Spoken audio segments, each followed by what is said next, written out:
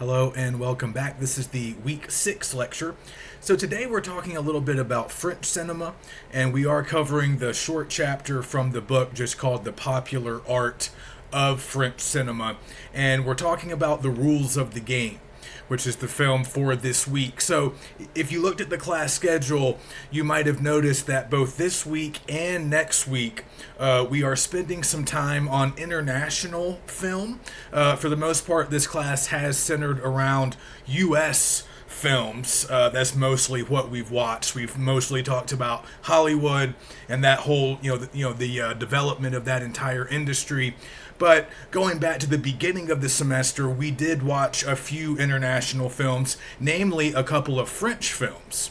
You might remember both early efforts from the Lumiere brothers, a lot of those sort of early documentary style films where there weren't really plots, they weren't really works of fiction, they were just everyday events. But we also saw a very early science fiction film from Georges Méliès. So we talked about how the French were sort of early innovators in the development of modern motion pictures, along with American inventors, some British individuals, also some Germans. Those were kind of the countries at the forefront back in the 1880s and 90s when a lot of this technology was first getting developed. So we did talk about that back in week 1. So this week we're going to revisit French film a little bit, and then next week we take a look at some Latin American cinema, and we'll read the chapter about that in the book, and we're going to watch a classic Mexican film next week. So our focus will primarily remain on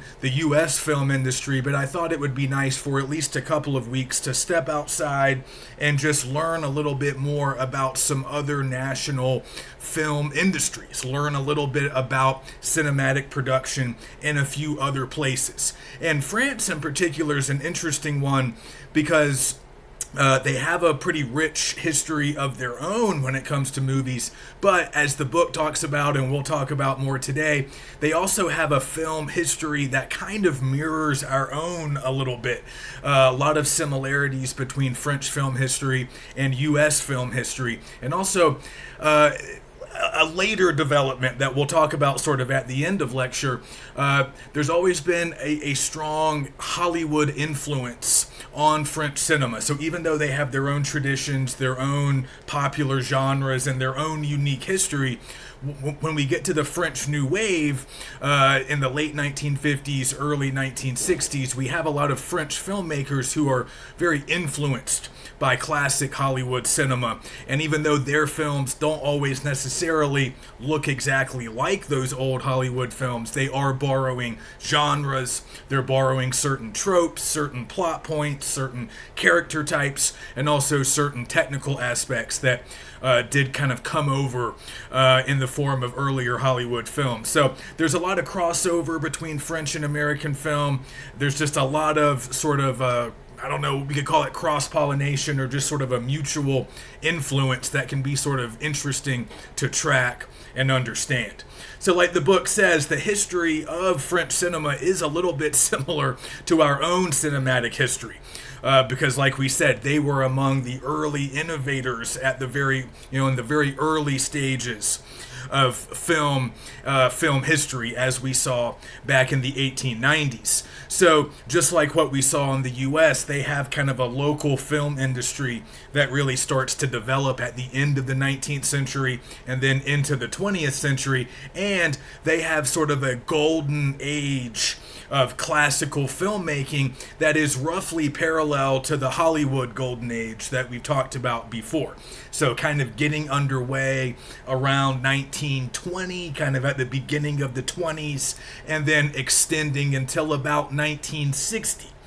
And just like in the States, by the end of the 50s, beginning of the 60s, a lot starts to change with French film, and a lot of it's kind of the same type of stuff. You have like a new generation of filmmakers, and we'll talk about them. That's what I mean by the French New Wave. We get to that at the very end of the chapter. We're not really going to watch their work. But if you're a film nerd or if you're interested in film history, that's an important movement. And, they came along and sort of brought some new innovative techniques. They wanted to break away from sort of traditional, some of the traditional French film genres and styles. And something very similar to that happened in the U.S. also in the 60s. You had a lot of young filmmakers who wanted to do things a little bit differently. You had an increase in independent productions as the studios began to lose power. Something similar happened to some extent in France. There's always been more state control of the filmmaking industry in France, but you did have this sort of explosion of independence, innovation, new stuff coming along in the 60s. And that kind of is where, that golden era ends. But another very important era begins. So we'll talk a little bit more about that. But again, from the very beginning, and this is true of a lot of other countries too, there were always a lot of American movies playing in France. So, France always imported a lot of Hollywood film. And like we've said in previous weeks, a lot of other parts of the world did too. That's how Hollywood sort of created, in part, this sort of monopoly, not only over domestic film production, but they also exported a lot of films to other parts of the world. So they had distribution deals and exhibition deals, with companies in other countries. So there was always a lot of American movies being, shown throughout the world, but France was no exception. And they mention in the book, this is kind of interesting to note, there were always these generous import quotas for American films going back to the very beginning of motion pictures. And in exchange, a lot of those American films were being exchanged for like French luxury goods, or at least generous import quotas for French luxury goods that people in the U.S. would want. I guess things like, champagne or caviar. So there was kind of an exchange back and forth, but a lot of what we were sending France's way would have been movies, and then France was sending us luxury goods that would have been consumed, by people back then and still are. So again, it's important to keep in mind that Hollywood influence because it will show up later when we talk about the French New Wave. So they mention another parallel between the US and France is what we see happening kind of in the 1930s with the establishment of sound. And the sort of consolidation of a few powerful studios and really the inauguration of that golden age of filmmaking in that country. So they had a lot of the same genres that we had, at least going back to the 30s. Some of the most popular genres were things that we talked about last week when we were discussing genre in U.S. films. So musicals, comedies, but the book also mentions what they call filmed theater. So these would have been like imported stage plays. Like we've said, these were common throughout the early decades of movies, really in all parts of the world, no exception here. A lot of stage plays would be adapted to the screen, or playwrights would be brought in to, do similar kind of work for the movies. So that was also true there. They would have, stuff that maybe had previously appeared on stage, and now they had a movie version. But again, musicals, comedies, just like we had. But the book also mentions that in the 1930s, a new sort of genre emerges in France called poetic realism. And it had a few distinctive technical characteristics that would sort of be influential and important later on. So a lot of these movies would be sort of original screenplays, which was a little bit of a departure. Again, not an adaptation of something older, but rather an original work, often set in kind of working class milieus, a little bit different from a lot of those old stage plays. A lot of it would take place at night, a lot of shadows, kind of a dark style, kind of pessimistic, sometimes featuring crime or sort of illicit activities and often characters who might be sort of down on their luck or sort of existing in some type of a criminal underworld. But these movies had a particular look and style and kind of a mood. So they weren't all necessarily about the same kind of subject matter, but they all sort of had a similar visual aesthetic and a lot of the, sort of similar technical or visual traits. So that became a genre that wasn't only popular in France, it also got exported to other parts of the world, and people in America saw some of those films, and those films would sort of influence later films both here and in France, both in terms of subject matter and the look and mood of those movies. So poetic realism would be important for a while. And also in the 30s, we have the rise of Jean Renoir, who's our filmmaker for this week. He's the director of The Rules of the Game.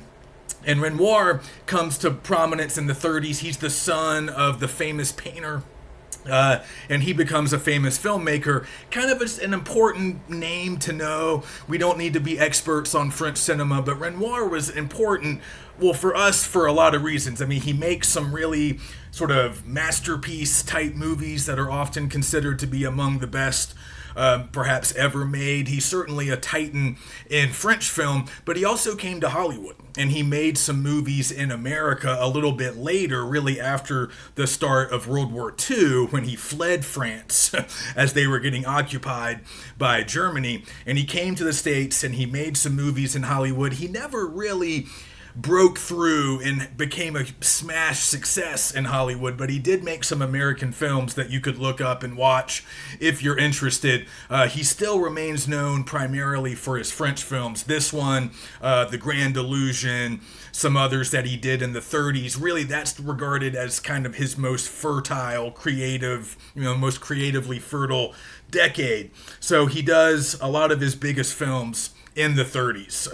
A Trip to the Country in 1936, The Grand Illusion in 1937, The Rules of the Game, which we're watching, that comes out in 1939, the same year as The Wizard of Oz. And then by the 40s, the war was underway and he had come to America. So he makes several films in Hollywood. A lot of them were kind of weird and didn't quite land with, huge success. But he does one called Swamp Water in 1941, This Land Is Mine in 1943, The Southerner in 1945, The Woman on the Beach, which is kind of a well-regarded one, that comes out in 1947.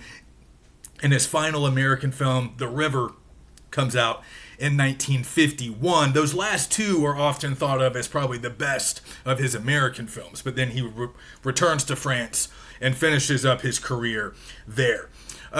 So they talk a little bit about the history of French film. We don't have to be experts, like I said, but obviously the war has a big impact on the industry. They are occupied, at least a big chunk of the country is occupied by Germany.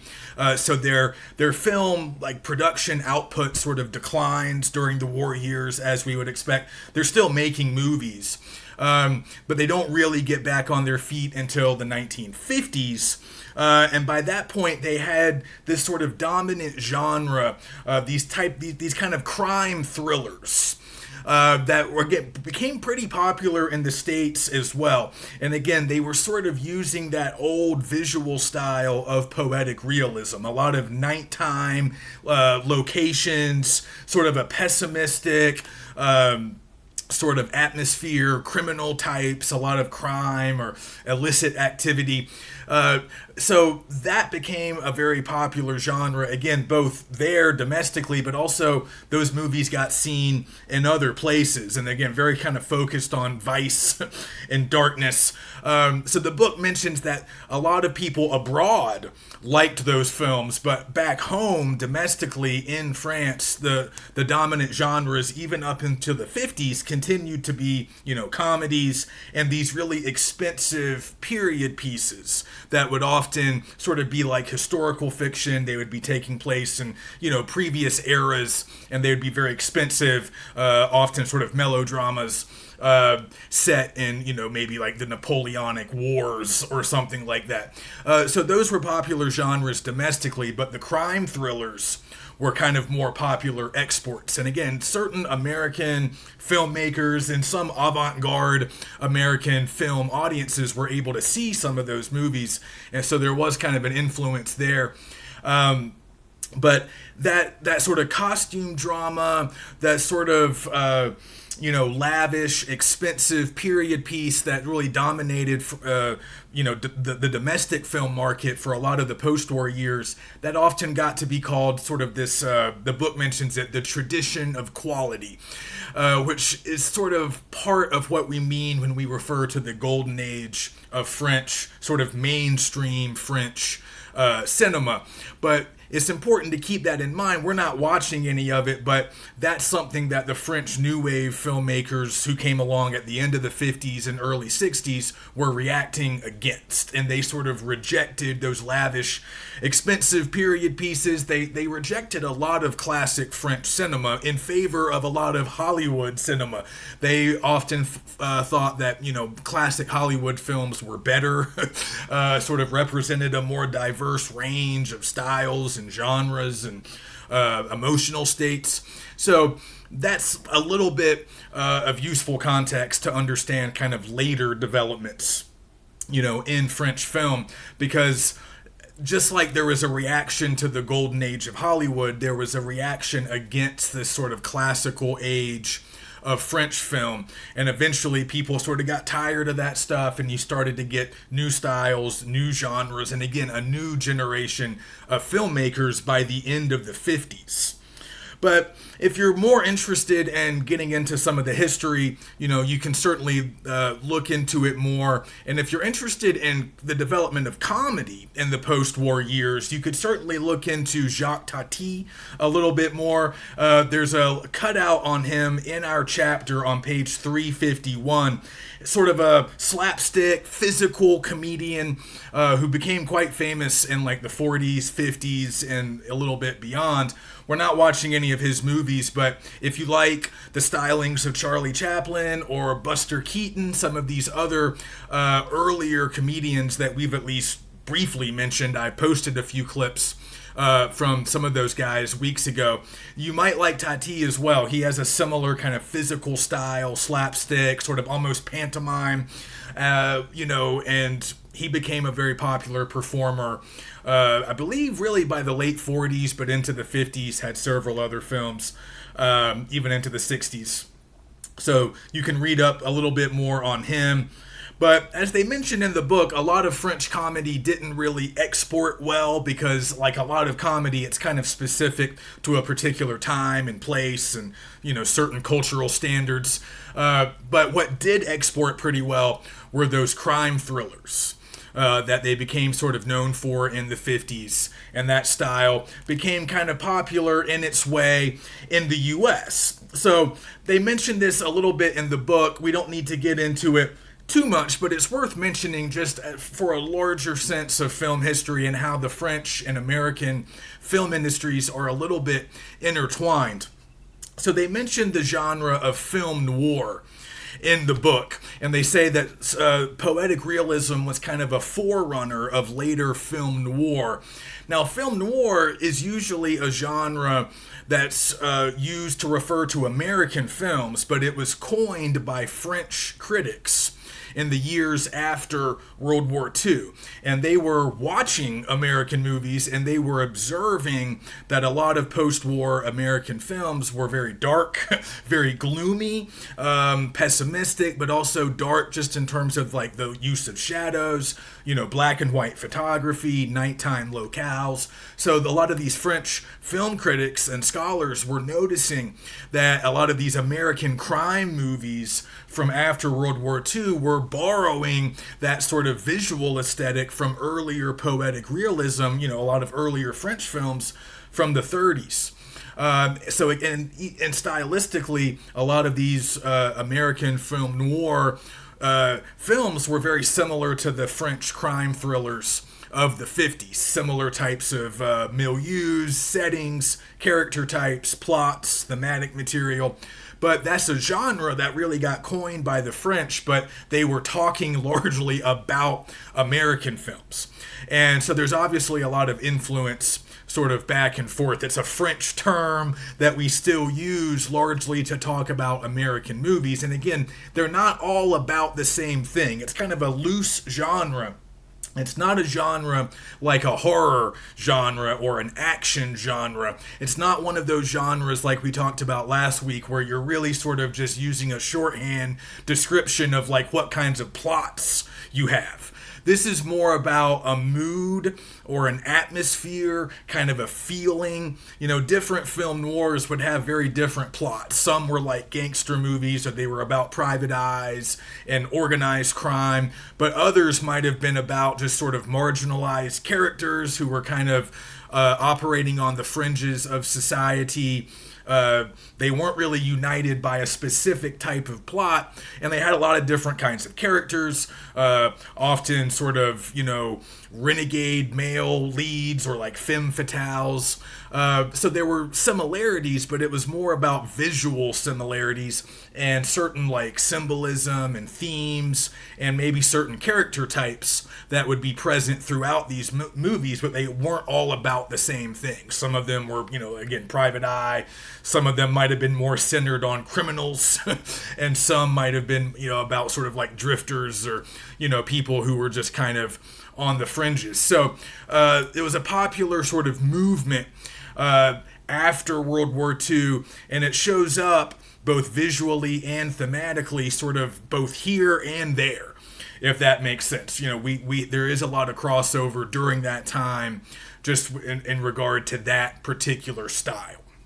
And we still kind of have film noir today. Some people refer to neo-noir, like contemporary noir films. Again, it's really more about just sort of dark subject matter, maybe slightly pessimistic attitude, but also heavy use of shadow, vice, a criminal element, sometimes, you know, the dark side, you know, coming out both figuratively or literally. So if you're interested in that genre, or if you feel like you've seen some films that fall within that genre, there's a lot of stuff online that you can read. You can learn a lot more about film noir, both its sort of American origins and also the way the French have talked about it and how it might also show up in French cinema. All right, so we'll wrap up the French history and then we'll move to the rules of the game, because it is a film that I think demands a little bit of discussion and maybe a little bit of context, so I'll spend some time on that. But I just wanted to finish by mentioning the French New Wave a little bit more. And if you are interested, you know, the book gives you some names and some titles, but I just wanted to mention a few other things in case you wanted to do some additional research. So they mention in the book, by the late 50s, we kind of have the dawn of like modern France, the Fifth Republic, you know, and this is also a big turning point in French cinema.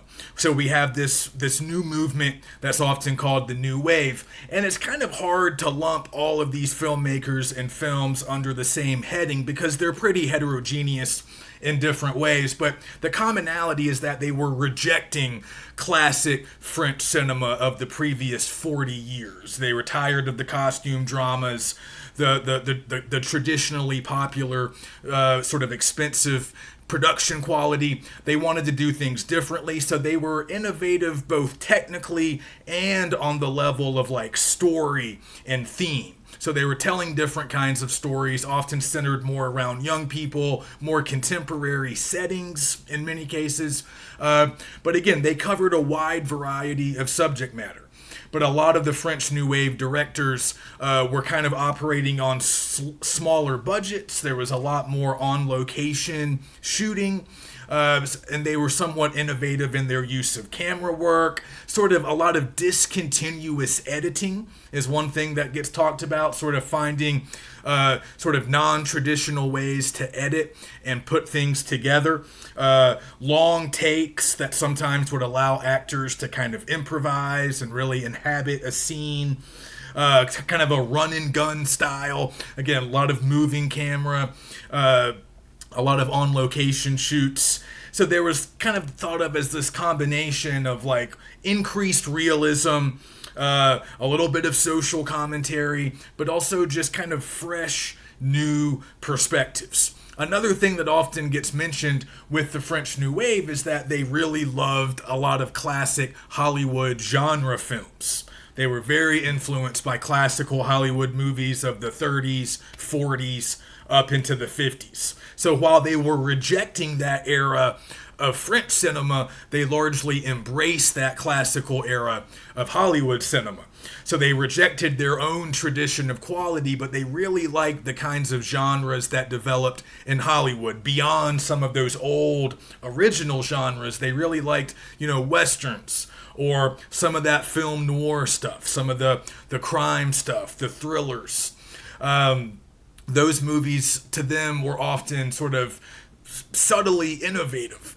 They might have seemed formulaic in their adherence to the genre, but there were often sort of exciting things happening on the technical level. They were often just really well-made, sort of efficient, well-designed, well-packaged entertainment products. So they liked a lot of genres, and they would borrow certain genres, crime thrillers, some other stuff that was kind of native to the U.S. film industry. They would sort of use some of those genres, adapt some of them to their own sort of environment.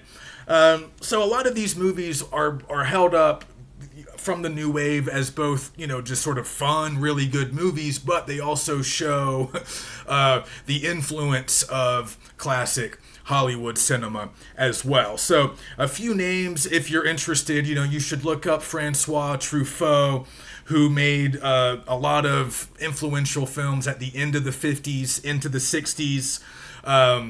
They mention, Jean-Luc Godard, Eric Rohmer, Jacques Rivette, Claude Chabrol, and there's some others too. Agnes Varda does a really good one called Cleo from 9 to 5. These are some titles. I'm sorry, Cleo from 5 to 7. Truffaut does Jules and Jim. Shoot the Piano Player was another one from Truffaut. That's very much a send-up of sort of American crime films. It's kind of a satire. So again, they're having fun with a lot of these classic Hollywood genres. They both enjoy them and also think it's kind of fun to borrow some of their conventions or maybe undermine some of those conventions and just maybe do different things with them. Godard does Breathless, which again is very much in the style of like an American gangster movie. But you need to be a little bit familiar with that genre to fully understand what Godard's sort of doing in that film. He's having fun with the genre, but he's also, doing something new with it because it's adapted to a French setting, French characters, and sort of a contemporary moment in France, which is different from the U.S. But it's using a U.S. genre, but he's doing something new with it, which is very much what they were talking about in the reading from last week. What happens once genres become really familiar and sort of codified? Well, filmmakers can start to satirize those genres. They can start doing new things with the genres. And we continue to see that today. So again, a lot of sort of influential stuff on the level of technical achievement, but also they were having fun with classical movie conventions and doing stuff that was innovative and new with those conventions, which is often how you sort of move an art form forward. And they were doing that largely with stuff that they had picked up, from their years of watching Hollywood movies. So Truffaut's just a great example. If you look him up, he loved Hollywood movies. He watched a ton of them, but he also wanted to push them into new directions. And I would say Godard does the same thing, but he's more sort of obviously satirizing and sometimes making fun of those conventions, whereas with Truffaut it can be more of a loving touch. But again, these filmmakers were very disparate in terms of the kinds of movies they made. Like Varda did sort of more like documentaries, like Rohmer and Rivette did sort of more like melodramas. They weren't united in terms of plot or theme. They were just kind of lumped together because they were all getting their start at the end of the 50s into the early 60s, and they were doing new things in French cinema. And again, as we'll see later this semester, something similar happened in the 1960s here. So that's another parallel that we can observe. All right, so let's go back to Renoir and talk about The Rules of the Game, which is an earlier film, much earlier than the French New Wave, but one of the few classic French directors that the New Wave filmmakers actually respected was Renoir. He was regarded as a master, and like we said, he was really rising to prominence in the 30s. And this film comes out at the end of the 30s. As they mention in the book, the sound revolution takes a little bit longer to take off in France. Like, they have sound by the early 30s, but they're maybe a couple of years behind us in terms of that technological sort of development. So all the more impressive. I know this film is going to feel and look pretty old. It is in black and white. It is very old, almost, 85 years old. But when you consider that sound film had been around in France for less than a decade by this point, it's really quite sophisticated in terms of its visual style, but also the sound design. A lot of critics and film theorists and film historians talk about how innovative this film was in the department of sound design. Because again, that was still kind of an infant, it was still kind of in its infancy. Sound technology. So there was a really complex sort of soundtrack being put together here. And also Renoir was regarded as a real master of visual storytelling. So this is obviously a talkie. There's a lot of talking. There's a lot of dialogue. The plot might not strike all of us as super interesting, but we do need to regard the movie as kind of operating on two levels. On one level, kind of the surface level, just talking about the plot and like what happens in the movie, we have a pretty comic melodrama here that's mostly centered around the infidelities of several upper class characters. And we may or may not have some loyalty or affinity for certain characters. We might not particularly care very much about any of them, but you need to keep a few major players straight. So we have Christine and Robert. They are married. Robert has been carrying on an affair. Christine might be interested in doing something similar. She's an Austrian, actually played by an Austrian actress, so you might notice that her French sounds a little bit different from the other performers. Robert is a marquis. He's a member of some ancient aristocratic family. So that's one couple. We also have Andre, we have Genevieve, and we have Octave, who's played by Renoir himself. And we'll come back to that because his performance generated a little bit of controversy and led to some hardships for him a little bit later on.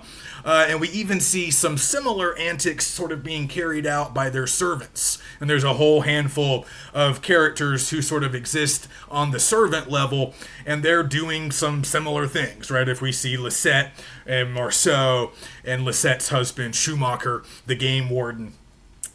So a lot of it's kind of played for laughs. It can be a little bit silly at times, but much of what we're seeing on the level of plot is really an allegory. And a lot of film critics, talk about this. The movie is really kind of an allegory for the callousness, the decadence of the sort of ancient French aristocracy, this upper class, ruling class that had been in power, for a long time. And the way many people came to interpret the film is that, these people are rapidly becoming obsolete. This is the end of the 30s. We're on the eve of World War II. So the idea is something bad is about to happen. They're about to enter into this ruinous war that's going to be very hard on France in particular. And this ruling class will never really be the same after the war. So this kind of this sense that their time is up, they're obsolete, they're not really needed as much in a new modern France. And similar things were kind of playing out in a lot of European countries. This is something we don't necessarily have so much in America. But there were a lot of sort of ancient aristocratic classes that were kind of getting phased out or just dying off over the course of the 20th century in a lot of older European societies. So France is no different. But these characters are kind of meant to be laughed at or sort of mocked. At least that's the way a lot of people took the film. But interesting to note that the film was not popular when it came out. And they mentioned this. I mean, if you read anything about the film, there's a pretty good Wikipedia page that you can read about Renoir or the film in particular. It was not well received at the time of its release. And there's a lot of theories for that, but Renoir himself went on record as saying that the audiences, didn't really like this sort of harsh depiction of these aristocratic classes, because even audience members who, didn't belong to that class, or maybe even didn't have necessarily any love for that class, they still kind of viewed it as sort of an unfavorable depiction of like the national character, because this was a very patriotic time, right? As they're getting ready to enter into a warlike state, people are getting ready to go off and fight. So as is usually the case in almost any country before some type of armed confrontation, there'll often be sort of a surge of patriotism. So this movie didn't really square with that. People wanting to feel good about their national history, their national character, and here's this movie very much making fun of the upper classes, showing them to be kind of idle, kind of absurd, silly, childlike, perhaps not super serious people. So at the time, probably because of the context, because they were about to enter war, it really wasn't popular. People didn't really like the message that it seemed to be sending, because it was very much making fun of, satirizing these characters. But later, as we if you read about this, in the decades to follow, the perception would sort of change and people would warm up to the film. But yeah, we're very much supposed to view these characters as kind of ridiculous, and we're, kind of meant to question their judgment and whether or not they are ready for what's about to happen. Again, we should use our own historical knowledge. We know that very soon they're going to be fighting Germany, they're going to be invaded, they're going to be at war, and you have to really wonder, are these people the ones who should really be, leading society or at any kind of position of influence in a society ready for great change and, potentially great hardship. So a couple of famous set pieces like that hunting sequence, often viewed as very allegorical, very much sending a message about the oncoming slaughter of war, the kind of senseless loss of life, and again, sort of highlighting the callousness of these upper class characters as they kill all these animals just for sport.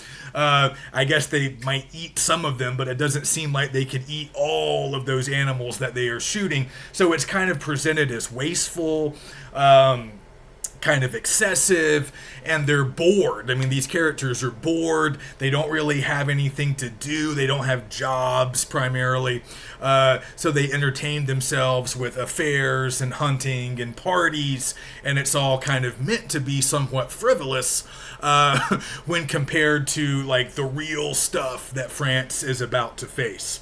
So that's kind of what people took away on the level of theme and kind of the message of the movie. But it's also really known for a lot of its stylistic accomplishments, some of its visual achievements. So a lot of critics will point out a few different areas where it's just kind of an impressive accomplishment. One of them is the cinematography. We have a lot of deep focus cinematography in this film, which means we have a very large depth of field, which is pretty common in a lot of movies and TV today, but it was a lot less common back then. So having a big depth of field just means we can see a lot. We can see the foreground, we can see the middle ground, and we can often see the background.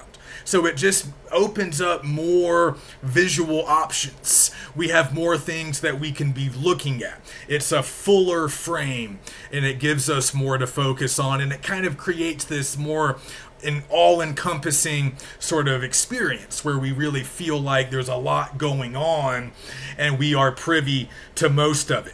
So that's kind of how it was innovative visually with that deep focus cinematography. And then when it comes to sound, again, very complex sound design in this film. It might not stand out to us, but we should notice how often characters are talking over each other. Again, we hear that all the time in contemporary film, but just keep in mind, this is 1939. They've only had sound technology for less than a decade.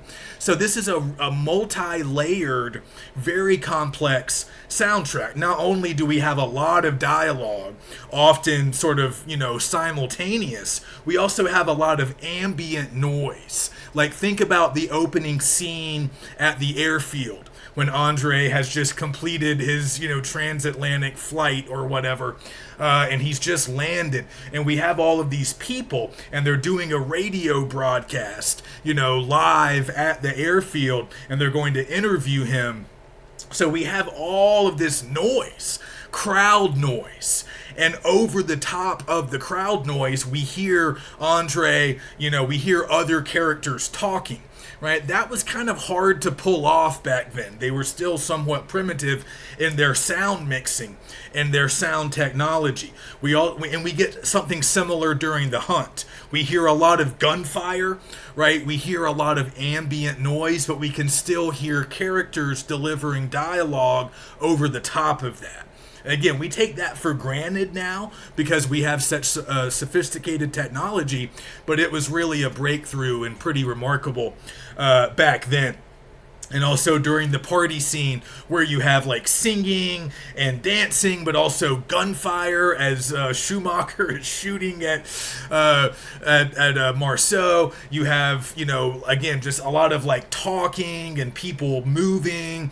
They're singing from the stage as they're putting on that little performance. So there's just a lot of different noise, and we can still hear the dialogue pretty clearly. Of course, we're also reading the subtitles because the dialogue's in French, unless you're able to find a dubbed version of the movie.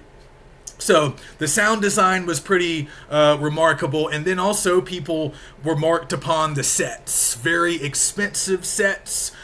Some of the most expensive in French film history. They had to sort of recreate that castle or chateau, whatever it is, where the party takes place. So very expensive set design, very intricate set design. As we might notice, a lot of the film does take place inside, but even when we're outside, we're on these sort of manicured lawns, we're out on the hunt. The arrangement of the mise-en-scene, the sets, are also pretty impressive. And then finally, the costume design is also thought of as kind of famous. The costumes were designed by Coco Chanel, and were also quite expensive and quite glamorous because, of course, these are upper-class people. They have a lot of money. They have a lot of nice things. So that had to be represented on screen. All right, so I'll just wrap up with a few final observations about the film. Again, kind of interesting. This is true of a lot of great art. Moby Dick is this way. Citizen Kane, one of the great American films that came out around this same time in the early 1940s. A lot of these great works of art were not fully appreciated in their time. They become much better known and much better appreciated later on. That's true of this film. Again, it was not popular when it first came out, and it was even briefly banned at the very outbreak of the war for being, quote, depressing, morbid, immoral, and having an undesirable influence over the young. So again, there was this sense that because a lot of immoral behavior was being depicted on the screen, it would have a bad influence on audiences. again, the country was largely sort of immersed in this patriotic atmosphere. So there was this idea that we don't want people watching these idle, vain, immoral characters, carrying on, having affairs, doing all of this stuff. That's bad for our national spirit. That's bad for this present moment. We want more positive portrayals. We want more patriotic attitudes. And this movie was certainly not delivering those things. So it really was disappointing for Renoir, not popular at first, but later it got much better. It got, regarded much more favorably. But one interesting thing to note, because this happens with a lot of movies, this is kind of a part of exhibition in some cases and reception. When we talk about how movies are received, how they're thought about, how they are judged or evaluated. So again, this movie wasn't popular, and it was in fact so not popular when it first came out that Renoir really edited it down. He tried to cut out a lot of the scenes and a lot of the moments that audiences seemed to be responding to the worst. And a lot of what he cut was the stuff with his own character, Octave. A lot of people didn't like that character. They did not like his performance in particular. He wasn't really an actor by trade, though he did do some acting at times throughout his career. So he tried to really limit the amount of appearances that his character made, but he eventually made so many edits. He cut the film down so much that it really changed the whole plot. And ultimately, we get a very different ending because he cut out most of that whole sequence with Octave and Christine, where they make plans to run away together. And the only reason he doesn't go with her is because Lisette kind of runs into him back inside. I don't know if he gets cold feet in the version we watch. He either gets cold feet or he doesn't want her to know that he's planning to do this. So he acts like he's just getting Christine's coat, and then he gives it to Andre, and Andre's the one who goes out to meet her in that little, greenhouse or whatever. And then, of course, he gets shot by Schumacher. But with all the additional edits, that whole ending changes. And it's no longer apparent in that new edited version that Renoir created. It's no longer apparent that his character had plans to run away with Christine. It just becomes this complete accident. Like, Andre goes out there and it's just a complete mix-up. So it really changes, like, the meaning, perhaps. It changes the plot. It changes the end of the film. So ultimately, that shortened version didn't do any better. Audiences still didn't like it. And that was really the only version. That shortened version was the only one that existed for a while, because during the war, there was a lot of bombing and some of those original prints got damaged. So it really wasn't until the 1950s that a film restoration company in France was able to get a hold of one of these earlier original prints that hadn't been damaged during the war, and they were able to restore a lot of the cut footage. So they basically recreated the film as it was supposed to be, Renoir's kind of original vision, the 106-minute version, which is, I'm pretty sure, is the version that we're watching. That's what I was able to find. And they were able to restore that by the end of the 50s, right around the time that the French New Wave begins. And in 1959, Renoir watches that fully restored, longer version. And legend has it that it brought tears to his eyes, and he was very happy with it. And that's largely the version that we watch now. That's the one that's persisted, and by the 1960s, it had become regarded by a lot of film historians, scholars, critics as a masterpiece, a great film, even though it wasn't popular a couple of decades earlier when it first came out. So again, we still appreciate it today for its commentary on that particular class. Again, we don't have a quite an equivalent class in America, but I think we do understand sort of how times are changing how that ancient sort of ruling class is maybe not needed anymore in a new modern France. And Andre is often thought of as representing sort of modernity. He's an aviator, right? He's on the cutting edge of technology. And even though they kind of embrace him, he's often thought of as being sort of separate from them. He's a little bit different. He maybe wasn't born into that level of wealth and privilege.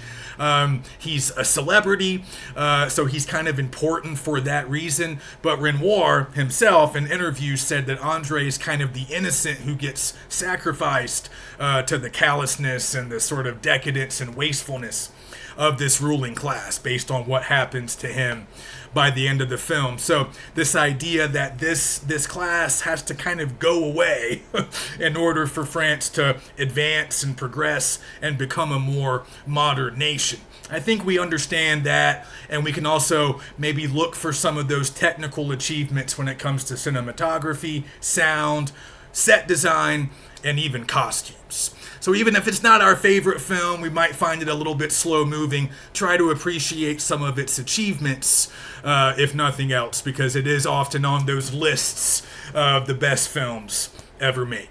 All right, so next week we'll take a quick tour of Latin American film, and then we'll return to Hollywood the week after that. Let me know if you have any questions or if you're having any issues accessing the films.